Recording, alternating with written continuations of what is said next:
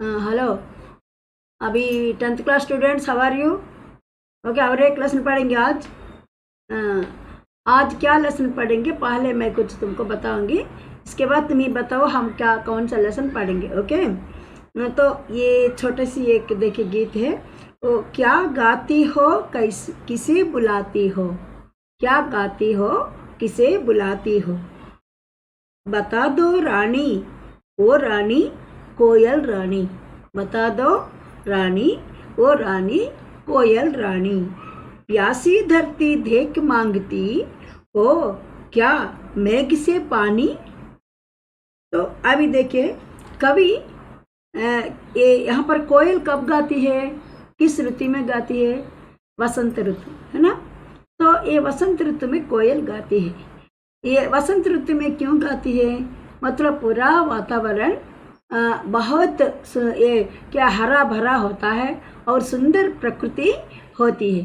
तभी क्या है, तब छोटे छोटे आम के फल, आम होते छोटे छोटे, ये तो आम के फूल आते हैं। तभी क्या है, कोयल उसी समय में बहुत ये आनंदित होकर गाती है। तो ये वसंत ऋतु में कोयल गाती है। तो वसंत ऋतु के पीछे पहले एक ऋतु है, वो ऋतु का नाम क्या है? वो ऋतु का नाम क्या है, किसी को पता बता सकते हो? वो क्या है? वो ही के पतझड़ बोलते हैं। वो शिशिर ऋतु, शिशिर ऋतु है। वो ऋतु का नाम शिशिर ऋतु। वो शिशिर ऋतु को उसी ऋतु में पूरा पत्ते, मतलब ये पेड़ में जो पत्ते लीव्स होता है वो सभी झड़ जाते हैं। तो ये झड़ जाने के कारण उसको पतझड़ बोलते हैं, उसको पतझड़ बोलते हैं। अभी पतझड़ ये शब्द है, ये पतझड़ से हमको कौन सा पाठ है? अभी गद्य भाग में आप कहाँ दूसरे के दुख से दुखी होने के बाद लेसन क्या है? पतझड़ में टूटी पत्तियां, ये लेसन है। देखिए, अभी हम कौन सा पाठ पढ़ेंगे? पतझड़ में टूटी पत्तियां। अभी ये पतझड़ में टूटी पत्तियां का कौन लिखे? पहले वो कोई ना कोई लिखता है ना। वो लिखने का वो कवि, देखिए तुम्हारे सामने वो कवि है। वो कवि का नाम क्या है? रविंद्र केलेकर। रविंद्र केलेकर है, उनका नाम रविंद्र केलेकर है। ये इनका क्या हुआ? ये रविंद्र केलेकर का जन्म 7 मार्च मतलब 7 मार्च 1925 में वो पैदा हुए हैं। ये रविंद्र केलेकर वो तभी पैदा हुए हैं। तो ये क्या है, वो एक कवि है। वो क्या किया, एक गांधी जी, उन दिनों में गांधी जी के साथ ये भी काम करते थे। गांधीवादी थे, अहिंसावादी थे। वो क्या है, ये वो इससे वो ये कई कामों में उनके साथ मिलकर वो करते थे और उसी के अनुसार वो साहित्य भी लिखे करते थे, ये कवि। और क्या है, इनकी भाषा है, ये क्या है, वो ये इनकी भाषा होता है कोंकणी, कोंकणी भाषा है। और कोंकणी और मराठी भी उनकी भाषा है। ये इसी के साथ साथ वो गुजराती भी, वो ये भाषा भी यूज किए हैं, गुजराती। तो ये इसी के साथ अभी वो हिंदी भाषा में भी कई वो लिखे हैं। इसमें से एक ये पतझड़ में टूटी पत्तियां एक गद्य भाग है। ये यहाँ पर ये लिखे हैं। ये क्या है, ये तो ये मराठी में, ये मराठी में क्या है, कोंकणी चे राजकरण, ये है, ये एक अच्छा रचना है, उनका एक बुक है। वो बुक का नाम क्या है? कोंकणी चे राजकरण। और क्या है, ये हिंदी में एक लिखे है पतझड़ में टूटी पत्तियां। अभी ये हिंदी का ही हम अभी पढ़ रहे हैं, हमारे बुक में हिंदी का अभी ये लेसन है। ये लेसन देखिए, अभी यहाँ पर ये पतझड़ में टूटी पत्तियां मतलब क्या है? देखिए, अभी ये पतझड़ में टूटी पत्तियां में वो ये लिखा है कि इस समाज में, मतलब ये सोसाइटी में ये कई लोग होते हैं। वो क्या है, कुछ ये क्या आदर्शवान, हॉनेस्टी, कुछ लोग होते बहुत हॉनेस्टी है, वो आदर्शवान बोलते हैं। कुछ लोग आदर्शवान है, कुछ लोग व्यवहार कुशल लोग रहते हैं। व्यवहार कुशल लोग मतलब वो प्रैक्टिकल, मतलब क्या है, वो जिस प्रकार की सोसाइटी होती है उसी प्रकार वो व्यवहार करते हैं। जिस प्रकार के समाज में वो उसी प्रकार ही व्यवहार करने वाले लोग भी रहते हैं। कुछ लोग ये क्या है, कैसे आदर्शवान है। देखिए अभी वो यहाँ पर है, ये जो आदर्शवान है, देखिए अभी ये गांधी जी है। ये गांधी जी तुम्हारे सामने गांधी जी दिखाई पड़ रहे हैं। ये गांधी जी एक आदर्शवानी है, हॉनेस्टी। वो जो कुछ हमेशा कैसे रहते थे वैसे ही रहते थे। वो क्या है कि कभी वो उनके आदर्श से वो कुछ भी इधर से उधर का नहीं हुए है। तो क्या हमेशा हॉनेस्टी के साथ ही रहे हैं, तो इसलिए आदर्शवान बोलते हैं उनको, गांधी जी को। देखिए अभी यहाँ पर ये गांधी जी जो है इस प्रकार है। तो इसके बाद ये तो इसी प्रकार व्यक्तियों के लिए हम आदर्श पुरुषों से रूप में देखते हैं। तो यहाँ पर ये हमारा फर्स्ट लेसन है। इसमें 2 लेसन है। ये क्या है, वो पतझर में टूटी पत्तियों में 2 लेसन है। ये तुम्हारे पास बुक भी है। बुक भी एक बार देखने से तुमको पता चलेगा इसमें कौन सा ये क्या है। यहाँ पर देखिए अभी देखिए ये यहाँ पर फर्स्ट लेसन है। देखिए गिन्नी का सोना है। ये गिन्नी का सोना, ये गिन्नी का सोना का अर्थ क्या है। पहले ये गिन्नी का सोना का अर्थ क्या होता है। ये मतलब ये सोना होता है, गोल्ड में कॉपर मिलाते हैं। कॉपर मिलाने से वो क्या होता है, बहुत हार्ड होता है। कुछ हार्ड होने के बाद ही उसको हम क्या है, ये आभूषण बनाने के लिए हमको देखिए अभी ये यहाँ पर एक स्त्री है। ये स्त्री कितना ये सभी आभूषण सभी भी पहनी है। सभी वो क्या है, वो ये चेन और तो कुछ ईयर रिंग्स और कई ये सभी भी वो आभूषण वो सभी ये पहनी है। तो ये सभी करने के लिए क्या होना चाहिए, मतलब ये गोल्ड में कॉपर मिलाना है। गोल्ड में कॉपर मिलाने से ही वो क्या होता है, वो उसमें हार्डनेस आता है और क्या है, चमकता है, वो बहुत ये जगमगाता है।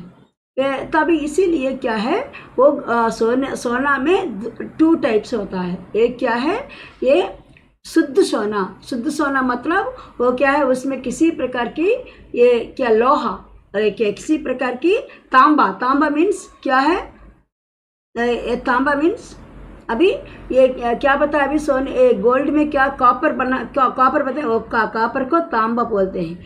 ये तांबा ये किसमें, जिस सोने में तांबा नहीं मिलाते हैं उस सोने को शुद्ध सोना कहते हैं।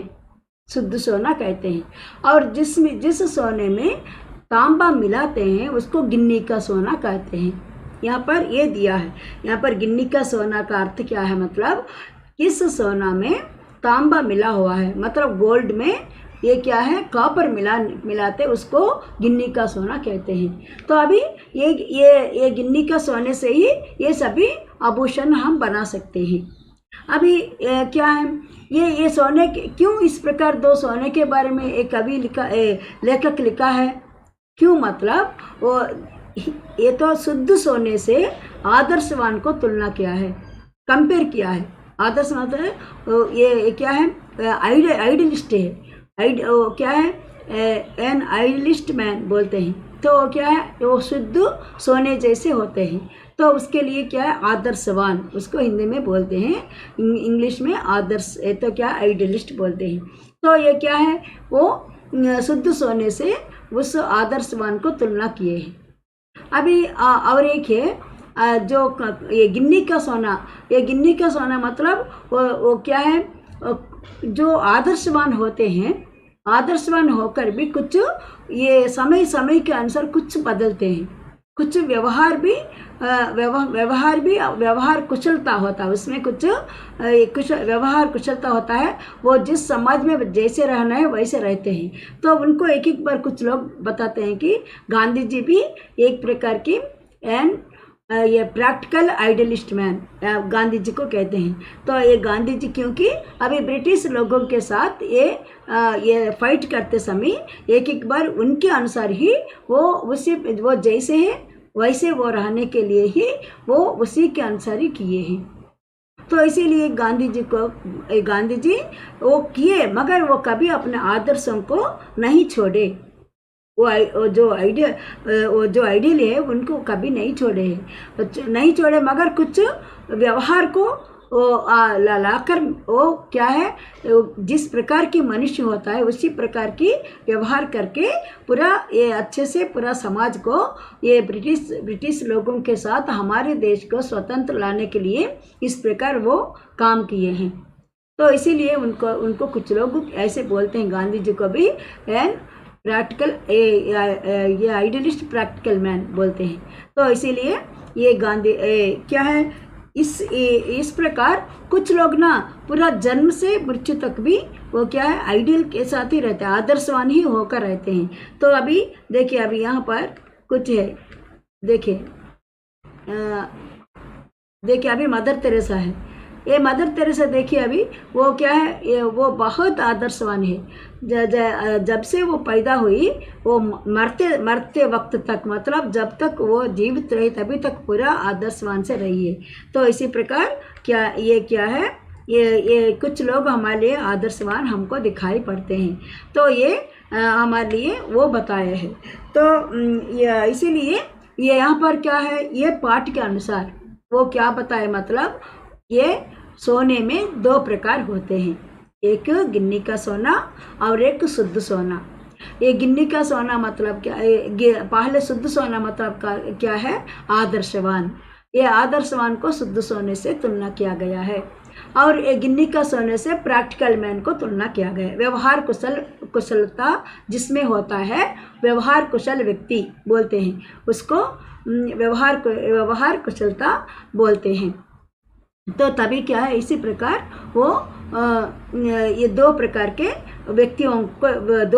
व्यक्तियों को आदर्शवान और व्यवहार कुशलता व्यक्तियों को दो रूप से तुलना किया गया है। वो शुद्ध सोना और क्या है, गिन्नी का सोने से तुलना किया गया है। और क्या है, आदर्शवान व्यक्तियों में ये हम गांधी जी को ले सकते हैं। वो आदर्शवान ही है, मगर वो आदर्श नहीं छोड़े कभी भी, मगर कुछ व्यवहार कुशलता को कुछ मिलाकर क्या किए हैं, पूरा देश को आगे बढ़ाने के लिए वो किए हैं। इसीलिए ये पाठ यहाँ पर हमको दिए हैं।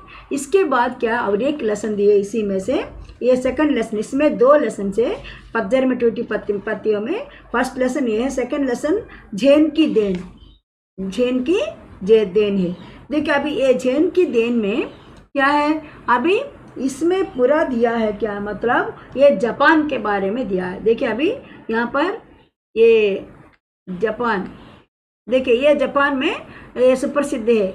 ये इसी प्रकार के जापान के जो युवती होते हैं वो बहुत आर्टिस्ट होते हैं, जो कुछ भी बहुत सारे बनाते हैं। ये सभी चीज़ अच्छे से बनाने वाले हैं। ये कौन है, ये जापानी ये स्त्री है। तो जापान को हम अगर याद करना, मतलब इनको पहले देखते देखते हमको पता चलता है कि ये जापानी है। तो ये जापान के बारे में बताया है। जापान के लोग कैसे रहते हैं, तो जापान के लोग बहुत मेहनत, हार्ड वर्कर्स, वो कभी रेस्ट नहीं लेते हैं। पूरा 24 आवर्स भी वो काम करते रहते हैं। पूरा इतना काम करते हैं, वो कभी वो चलते नहीं, हमारे जैसे चलते नहीं, दौड़ते हैं। तो वो हमें क्यों ऐसे, मतलब वो हमेशा कंपटीशन रखते हैं बड़े बड़े अमेरिका जैसे देशों से। वो देश कंपटीशन रखकर वो उनसे भी ज़्यादा होने के लिए कोशिश करते हैं। इसीलिए जो काम एक दिन में होने वाले काम, ये एक महीने में होने वाले काम एक दिन में करने के लिए कोशिश करते हैं वो। इसीलिए उनको हमेशा टेंशन होता है, उनको इतना टेंशन है रफ्तार। ये तो क्या है, ये इनके लिए ये हर समय में भी ये बहुत टेंशन के साथ रहते हैं, रफ्तार। तो अभी क्या है, वो टेंशन हमें कभी वो एक स्थान पर नहीं बैठते हैं, तो धीरे धीरे बात नहीं करते हैं। वो बात करते समय बकवास करते हैं, जल्दी बात करते हैं, और ये चलते समय धीरे धीरे कभी नहीं चलते हैं, और दौड़ कर जाते हैं। तो इसी प्रकार उनका पूरा जीवन क्या होता है, ये टेंशन के साथ ही रहता है। तो ये लेखक यहाँ पर वो एक बार गए वहाँ पर जापान में। वो जाते समय ये क्या है वो वे सोचे लेखक ये रविंद्र के लेकर गए हैं जापान। जाते समय उनको लगा कि ये क्या इतना टेंशन में इतना दौड़ दौड़ के जा रहे सभी व्यक्ति, कोई भी आराम से नहीं, कोई भी आराम से नहीं, एक भी नहीं वहाँ पर, सभी भी कुछ ना कुछ करते हुए जा रहे। तो इतना सबके लिए टेंशन है। तो इतना इसीलिए वहाँ पर एक व्यक्ति इससे पूछने पर वो बताया कि वहाँ पर अधिक लोगों को ये हार्ट अटैक है, रोग, कई बीमारियां आ जाते, टेंशन के कारण ही सभी बीमारियां हैं। इसीलिए कई लोगों को वहाँ पर हार्ट अटैक है, मतलब हृदय रोग बोलते हैं। तो और ये तो इसी प्रकार के रोगों के साथ रहते हैं। मगर वहाँ पर इस प्रकार ये उनके टेंशन को कम करने के लिए वो एक उपाय जापान में है। वो क्या मतलब, वो उनके एक मित्र ने बताया कि वो जैन वर्धमान महावीर जैन मत का कौन थे, प्रवर्तक थे। वर्धमान महावीर गौतम बुद्ध ये बौद्ध मत का, तो ये जैन मत बौद्ध मत के बारे में तुम सबको भी पता है। तो ये वर्धमान महावीर जो बताया है वो क्या है, वो इतना कैसे रहना है, हमको कैसे हमारे अंदर की जो टेंशन होता है ये इसको कैसे हम कम करना है, तो किस प्रकार रहना है, वो उनके उपदेश के द्वारा कई लोगों को बताया है उन दिनों में। तो आज भी जापानी लोग ये अभी भी ये अपना रहे, मतलब यूज कर रहे। वो क्या मतलब देखिए, अभी यहाँ पर ये जापान में ये तो इसके लिए टी सेरेमनी बोलते हैं। ये तो एक बड़ा 6 मंजिल, मतलब क्या एक लंबा वाला एक बिल्डिंग है, उसमें ये 6 फ्लैट्स है, 6 मंजिली 6 फ्लैट से लास्ट में अंत में क्या होता है, एक छोटा सा एक घर जैसे होता है। वो सभी एक घर कैसे, झोपड़ी मतलब क्या, हट जैसे, वो पूरा घास से वो बना होता है, पूरा ये घास से वो एक छोटा सा ये वहाँ पर छोटा सा रूम होता है। वो रूम में क्या है, एक टेबल होता है, 3 जन बैठने के, 3 लोग ही बैठने के लिए वहाँ अंदर होता है, अंदर 3 लोग ही बैठ सकते हैं। तो इसको टी सेरेमनी बोलते हैं। ये टी सेरेमनी का क्या होता है, बहुत इम्पोर्टेंट है, ये लेसन में बहुत इम्पोर्टेंट क्वेश्चन भी ये है कि टी सेरेमनी क्या होता है। मतलब ये 6 मंजिली वाला, मतलब ऐसे 6 फ्लैट्स, एक क्या है, एक 6 मंजिले वाला एक इमारत है। इमारत मीन्स एक बिल्डिंग है, उसके ऊपरी भाग में क्या है, एक झोपड़ा है। झोपड़ा मीन्स क्या है, एक हट जैसे बनाया गया है। उसमें ये तीन व्यक्ति बैठने के लिए इंतजाम है। क्या कैसे, मतलब एक टेबल है और 3 चेयर्स है। वहाँ पर 3 ही बैठ सकते हैं और कोई भी नहीं बैठ सकते हैं। तो अभी वहाँ पर वो कोई 3 व्यक्ति जाते समय पहले वहाँ पर एक व्यक्ति होता है, वो उनको पहले ये कुछ पानी देकर ये क्या, ये उनके पाँव साफ, मतलब ये लेग्स ये पूरा धोने के लिए वो कुछ पानी देता है। वो क्या करता है, वो पानी के साथ वो धो लेता है, अंदर जाते हैं। अंदर जाने के बाद उनको क्या है, तौला मतलब क्या, टवल, वो टवल देकर उसको अच्छे से पहुँचने के लिए उसको बताता है। वो वहाँ तीन लोग वहाँ पर बैठते। तो अभी क्या हुआ, लेखक उनके 2 मित्र वहाँ पर गए हैं। जाते समय पहले एक व्यक्ति उनको पूरा नमस्ते करते हुए, थोड़ा ऐसे आगे कमर झुकाते हुए नमस्ते करके उनको वेलकम किया है, स्वागत किया है। वो अंदर बुलाया है, अंदर गए। अंदर जाते समय क्या हुआ, वहाँ पर केवल के एक टेबल और 3 चेयर कुर्सियाँ हैं, चेयर से वहाँ पर है। तो उसमें बैठ गए। बैठने के बाद क्या हुआ, ये लोग जो है जो उनको स्वागत किया वो अंदर गया है। एक क्या है, अंगीठी में स्टव जलाया है। जला के वहाँ पर क्या है, देखिए अभी वहाँ पर एक देखिए यहाँ पर ये ऊपर देखिए, अभी हो जो टी, मतलब क्या है, हो जो टी भी बोलते हैं टी सेरेमनी के लिए। इसके लिए क्या है, ये यहाँ पर केटल है, ये केटल मतलब कि इसमें चाय होता है। यहाँ पर ये चाय, ये चाय इसमें ये इसमें चाय बनाता है। चाय बनाने के बाद वो क्या करता है, पूरा वो कप्स होता है, छोटे कप्स में छोटा बहुत कम, ये तो क्या ये इतना 2 घुटने की चाय मतलब कितना होता है, 2 स्पून्स चाय उसमें डालता है। डालने के बाद उनको देता है। तो वो 2 स्पून्स चाय वो वहाँ पर बैठकर ऐसे धीरे धीरे एक एक बूंद बूंद मतलब 1 ड्रॉप ऐसे वो सीव करते हैं, चाय पीते हैं। तो पीते समय वहाँ के वातावरण में पूरा ये 2-1.5 घंटा मतलब ये कितना है वो दोनों भी मिलाकर ये पीते पीते हुई उस दिन में पूरा ये 2 hours and 30 minutes तक वो ऐसे पूरा चाय वहाँ पर धीरे धीरे पीकर पूरा समय बिताते हैं। पूरा इतना शांत वातावरण होता है, पूरा कोई भी एक अगर छोटी सी साउंड होने पर भी सुनाई पड़ता है। इतना शांत वातावरण में 2.5 hours वहाँ पर अगर वो रहने से क्या होता है, तभी तक उनका जो टेंशन है वो सभी धीरे धीरे उतर जाता है, धीरे धीरे कम हो जाता है। तो तभी क्या होता है, जो बीमारियां आना है वो बीमारियां नहीं आते हैं, क्योंकि टेंशन पूरा कम हो जाता है, उनका बीपी पूरा नहीं होता है। तो इसीलिए वो जापानी लोग क्या करते हैं, ये हर महीने में मतलब ये मंथली वंस वहाँ पर जाते हैं, ये टी सेरेमनी को ये पीते हैं। ये वाला जब पीते हैं तो उनका पूरा टेंशन कम हो जाता है, ये बताया है यहाँ पर। इसको हो जो टी है ना, ये इसके लिए और एक है चा नो यू, इसको और एक पद है चा नो यू। ये भी इसके लिए एक क्वेश्चन के रूप में भी तुमको आता है। चा नो यू मतलब क्या, मतलब चा नो यू का मतलब क्या है, ये जो अभी टी सेरेमनी में जाकर ये तो 2 घुटने की टी, ये तो 1.5 घंटे तक मतलब 2.5 hours वो बैठकर धीरे धीरे वो पीते हैं। तो अभी जब वो शांत वातावरण में इतना समय बिताने के कारण क्या उनके लिए जो टेंशन अभी तक था वो टेंशन पूरा कम हो जाता है, ये बताना है। अभी ये 2 लेसन भी पतझड़ में टूटी पत्तियों के आंसर ही है।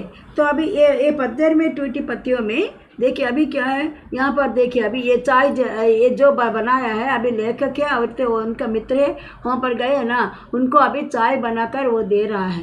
वो तो पहले क्या करते, देते समय भी बहुत श्रद्धा से क्या करते हैं, वो कप्स वगैरह सासर वह होता है ना, उनको पूरा अच्छे से पूरा धोता है। धोने के बाद कपड़े से पूरा अच्छा साफ करता है, साफ करके उसी में कम से बहुत कम चाय उसी में डालता है, डालकर देता है, बहुत श्रद्धा के साथ वो देता है।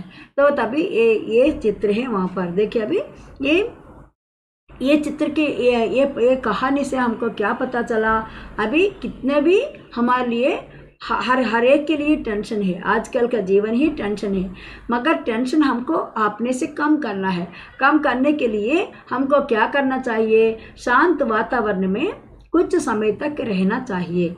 जितना हम शांत वातावरण में रहेंगे तभी हमको ना भूतकाल और कैसे हो गया, जो पास्ट टेंस क्या हो गया, वो टेंशन को सभी छोड़ जाता है, और भविष्य में क्या टेंशन आएगा वो भी छोड़ जाता है। पूरा वर्तमान में ही हम जीवित रहते हैं।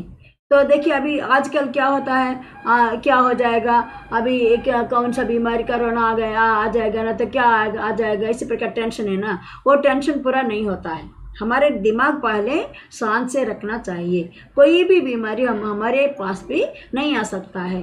इसी प्रकार शांत वातावरण में रहना है, और तो क्या करना है, और पॉजिटिव से हम सोचना चाहिए, पॉजिटिव थिंकिंग होना चाहिए। कुछ भी हो सके हमारे लिए, हम अपना माइंड को हमारे हाथ में जब तक रखेंगे तभी तक हम वो कुछ भी कर सकते हैं, तो हमारे जो कुछ काम है उसमें सफलता पा सकेंगे, ये बताया है। अभी तुमको पूरा समझ में आया है लेसन? तो ये पतझड़ में टूटी पत्तियां में ये तुम्हारे लिए क्वेश्चन सभी भी बाद में तुमको दिया जाएगा। Okay, okay, bye.